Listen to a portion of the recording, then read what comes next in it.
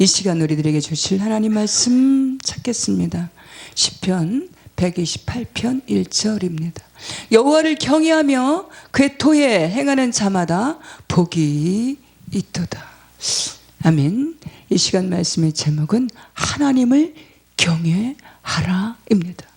신명기 28장에서 보면 1절에서 14절까지의 내용을 보면 하나님을 경외하며 하나님의 말씀에 즐겨 순종하는 자들에게 약속하신 복에 대한 언약의 말씀들이 잘 기록되어 있습니다. 반대로 15절서부터 28장의 마지막 절까지는 하나님의 말씀을 거역하고 불순종하는 인생들에게 보응하시는 책망의 말씀들이 상세하게 기록되어 있습니다.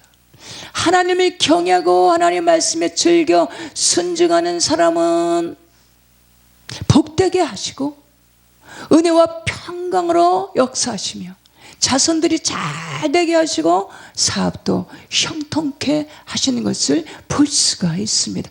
들어가도 복, 나가도 복을 주시겠다라는 형통케 하신다는 말씀에 언약의 말씀들이 잘 기록되어 있습니다. 여호와를 경외하는 자는 이같이 복을 얻으리로다. 하나님을 경외하는 복된 심령들, 지혜로운 심령들 되심으로 경외하는 제들에게 주시는 형통케 하시는 복을 받아 누리시는 승리자들 되시기를 축복합니다.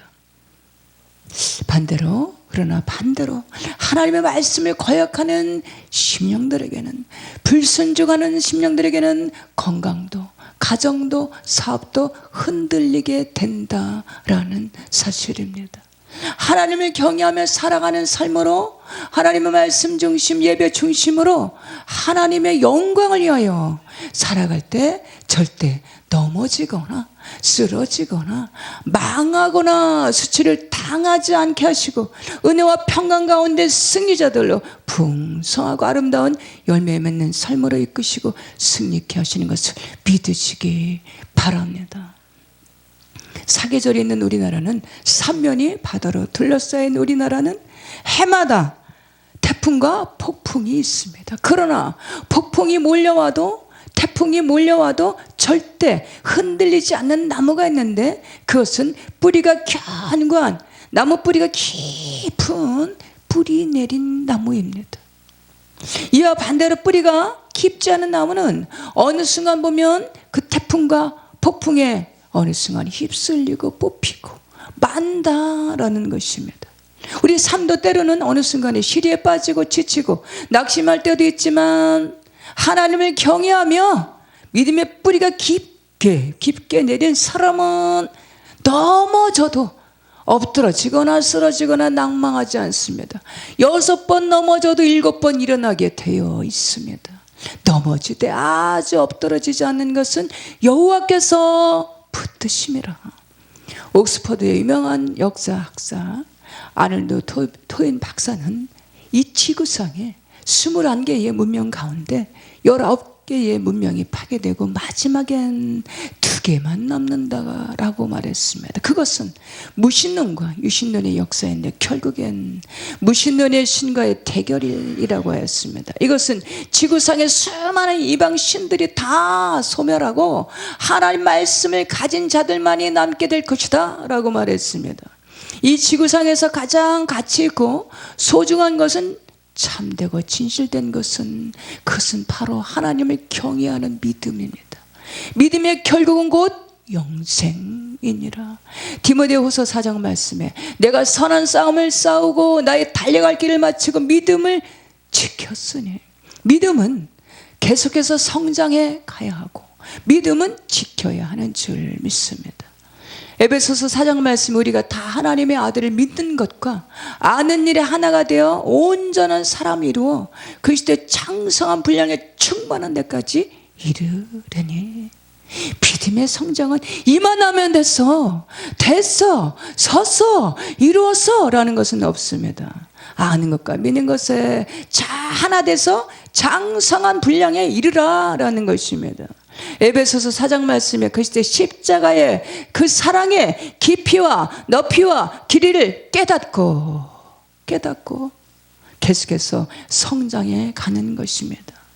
믿음의 대상은 주 예수 그리스도이시므로 믿음의 그 예수 그리스도의 장성한 분량에 충만한 데까지 자라가라라는 것입니다.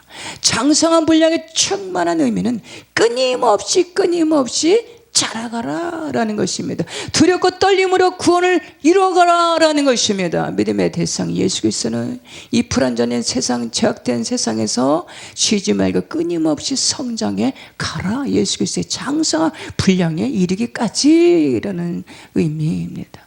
끝까지 믿는 자들을 보겠느냐. 이렇게 끊임없이 믿음의 성장, 믿음을 지켜가야 하는 힘은, 이런 에너지는 우리에게는 없습니다. 우리 인생들의 지혜, 지략, 힘과 에너지로는 믿음을 성장시킬 수도 없으며 지켜낼 수도 없다라는 것입니다.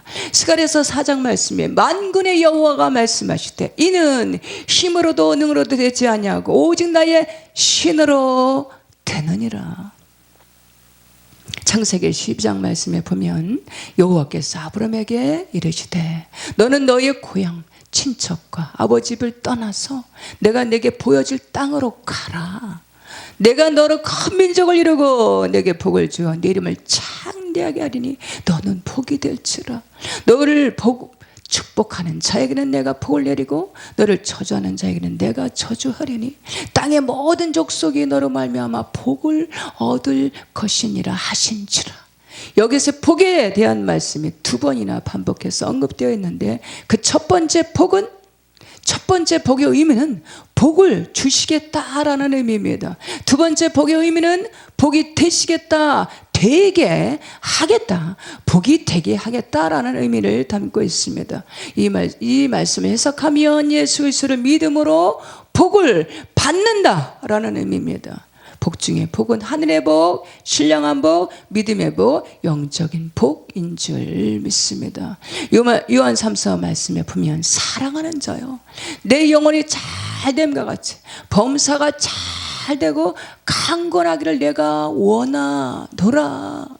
우리는 주 예수 그리스도를 믿음으로 구원을 얻어서 천국에 간다는 사실을 알고 있습니다. 그런데 믿음으로 말미암아 우리 존재 자체가 복이 된다라는 것을 잊고 살 때가 많이 있다라는 사실입니다. 그리스도를 믿는 복음은 자신을 복되게 하는 능력인 줄 믿습니다.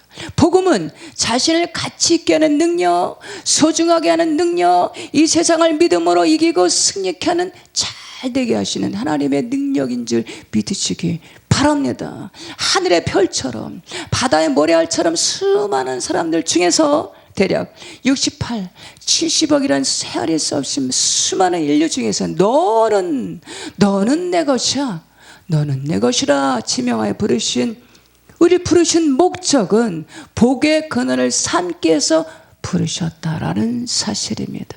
복의 근원 삼아주심에, 하나님 나라 자녀 삼아주심에, 천국 백성 삼아주심에, 아포칼립시스 그거 비밀한 일을, 하나님 나라 일을 하나님 나라를 믿게 해주심에, 복을 열어주심에, 지명하여 불러주심에 감사는 저 우리 모두가 되시기를 바랍니다. 잃어버린 감사, 식어진 감사, 범사의 감사로 회복해 하시는 이 시간이 되었으면 좋겠습니다. 하나님의 경외는 우리는 저 천국이 보장되어 있는 하나님 나라의 자녀입니다. 우주 전체 크기는 최대 150광년, 최소 137 광년, 숫자가 나오지 않는 이 지구가 우주에 비하면 작은 점 하나에 비할 정도라고 하는데, 이와같이 전 우주 광대하고 광활한 거대한 전 우주를 만드신 분이 우리가 섬기시는 하나님 아버지이심을 믿습니다. 글쎄 보혈로 값주고 사신받은 그 태상이 바로 저 우리 모두인 줄 믿습니다. 때론 우리가 본의 아니게 죄 가운데 허물 가운데 때론 말씀을 지키지 못함으로 넘어지고 쓰러지고 엎드러질지라도 간절하게 주 예수 그리스도 이름을 부르며 손 내미는 자들에게 보혈로 씻기시고 정결케 하시고 죄와 허물에서 사해 주시는 줄 믿습니다. 의인은 넘어질 때 아주 엎드러지지 않는 것은 여호와께서 붙들어 주심이라. 하나님은 변화의 가능성, 성장의 가능성, 성숙의 가능성, 순종의 가능성을 보시고 하나님을 경외하는 중심을 보고 계시는 줄 믿습니다. 우리가 주님을 붙드는 것 같지만 실상은 그분이 우리를 붙드시고 믿어주시고 인내하시고 오래 참으신다라는 사실입니다. 로마서 5장 8절 말씀에 우리가 아직 재현되었을 때에 그리스도께서 우리를 위하여 죽으심으로 하나님께서 우리에 대한 자기의 사랑을 확증하셨느니라. 때론 죄악과 허물로 얼룩진 연약한 모습으로 온전치 못한 모습으로 비틀거릴 때도 그럼에도 불구하고 여전히 하나님의 경외하는 심령들을 변함없이 사랑하시는 줄 믿으시기 바랍니다. 시편 115편에 보니까 여호와의 영광을 우리에게 돌리지 마옵소서. 우리에게 돌리지 마옵소서. 주는 인자하시고 진실하심으로 주의 이름에만 영광을 돌리소서. 우리 인생들을 지음받은 목적은 세월이 문답 1번에 보면 하나님을 영화롭게 하며 평생 그분을 즐거워하는 것입니다. 혹여나 하나님께서 받을 영광을 우리 인생들이 받는다면 그것은 인간으로서 하나님께 도전한다라는 그런 의미가 되는 것입니다. 우리가 이 세상에서 존립해야 되는 목적은 모든 것을 하나님의 영광을 드러내며 하나님을 기쁘시게 하는데 삶의 온전한 목표가 되어 살아갈 때에 삶의 존재와 의미와 가치를 발견하게 되고 참 행복과 기쁨을 누리는 승리의 자의 삶으로 이끌어가 주시는 줄 믿으시길 바랍니다. 마태복음 10장 말씀에 그런즉 너희가 먹든지 마시든지 무엇을 하든지 다 하나님의 영광을 위하여 하라. 하나님을 기쁘시게 하면 자신에게도 반드시 기쁨을 얻게 됩니다. 하나님을 기쁘시게 하면 은혜와 평강이 임하시는 것을 믿으시기 바랍니다.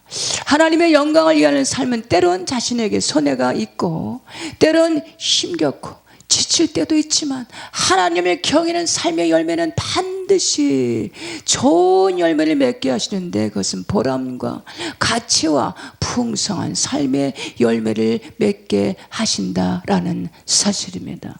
반대로 하나님의 영광을 위한 것이 아닌 자신의 영광을 추구하고 있다면 그것은 죄가 될 것이며 그것은 하나님 앞에 도적질하는 것, 하나님 앞에 대항하는 것이 된다라는 사실입니다.